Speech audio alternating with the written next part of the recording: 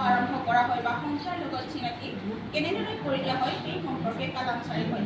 মুঠতে আমি যেনেকৈ নহওক কিয় ছাত্ৰ-ছাত্ৰীক শুদ্ধ ৰূপত সংখ্যা শিকাব লাগিব বুলি আৰ.পি. মহোদয়ে কয়। এতিয়া আহিল সংখ্যাৰ প্ৰক্ৰিয়াৰ কথা। সংখ্যাৰ প্ৰক্ৰিয়া হ'ল 4টা, যেনে যোগ, বিয়োগ, পূৰণ, হৰণ আদি।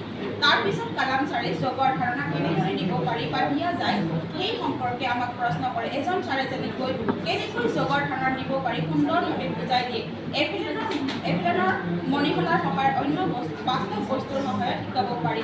কালাম ছাৰে কয় যে আমি সদায় মুহূৰ্তৰ পৰা বিমূৰ্তলৈ যাব লাগে, তেতিয়াহে আমি ছাত্ৰ-ছাত্ৰীক সহজতে শিকাব পাৰিম। পুৰণা ধাৰণা দিবৰ বাবে বিভিন্ন পদ্ধতি সম্পৰ্কীয় বহুকেইজন ছাৰ বাইদেৱে উপস্থাপন কৰে। গণিতৰ খেল, কাঠিৰ সহায়ত পূৰণ শিকাব পৰা আদি বিষয় আলোচনাৰ মাজতে 11:45 চাহ বিৰতি হয়।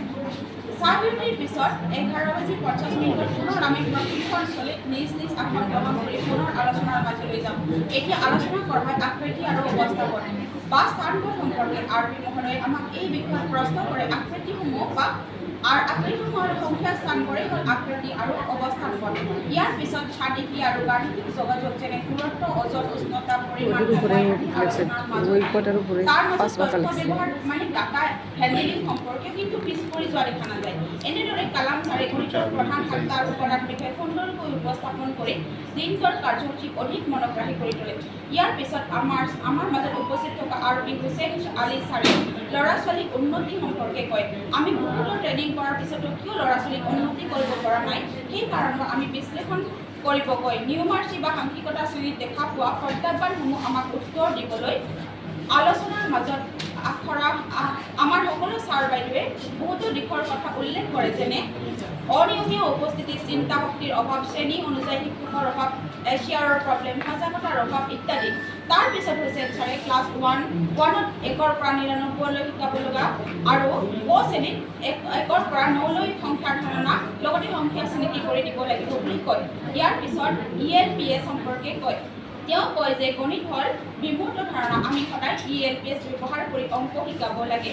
ELPSৰ পিছত আহে REC সম্পৰ্কে। নিউমাৰ্চিত 4 ব্লকছ আছে। এই 4 ব্লক হ'ল অৰেল মেথড, স্কিল টিচিং, মেথ কেম্প, স্কিল প্ৰেক্টিছ। হুছেইন ছাৰ আৰু নিকুমণি বাইদেউ অৰেল মেথডৰ ওপৰত আমাক এক্টিভিটিৰ সহায়ত সুন্দৰ গান গাই শুনায় আৰু আমি সকলোৱে তাত সহায় সহযোগ আগবঢ়াওঁ। ইয়াৰ পিছত আলোচনাৰ মাজত আহে GRR সম্পৰ্কে। GRR মানে হ'ল graduate release of responsibility. GRR সম্পৰ্কে কালাম ছাৰেও কিছু মন্তব্য আগবঢ়ায়।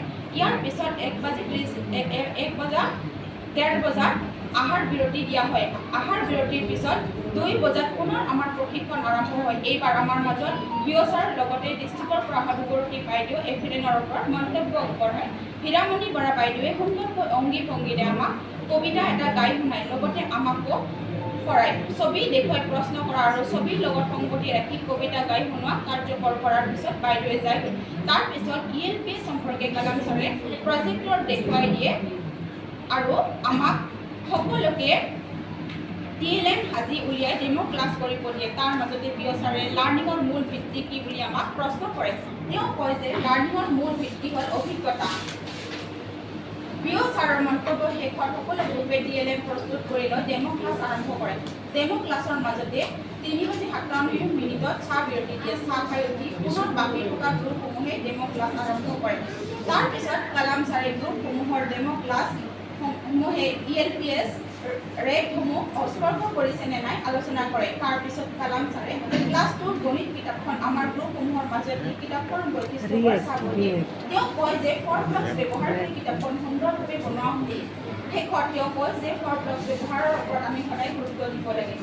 আৰু শেষত ৰাষ্ট্ৰীয় সংগীত গাই আজিৰ দিনটোৰ কাৰ্যসূচী সামৰণি মাৰে। সদৌ শেষত এই প্ৰশিক্ষণত আয়ত্ব কৰা বিভিন্ন কৌশলসমূহ আমাৰ বিদ্যালয়ৰ সঠিক প্ৰয়োগ কৰি ছাত্ৰ-ছাত্ৰীক উপকৃত কৰিব পাৰিম বুলি আশা কৰি লগতে সকলো ছাৰ বাইদেউৰ দীৰ্ঘায়ু কামনা কৰি এই প্ৰতিবেদনৰ সামৰণি মাৰিলোঁ। প্ৰতিবেদক হেমালী ৰভা, প্ৰধান শিক্ষয়িত্ৰী, 57 বগুড়াৰ পৰা প্ৰাথমিক বিদ্যালয়, মণ্ডল সমৰ্পিত আশ্ৰয়কেন্দ্ৰ শিক্ষাকেন্দ্ৰ গৌৰীপুৰ।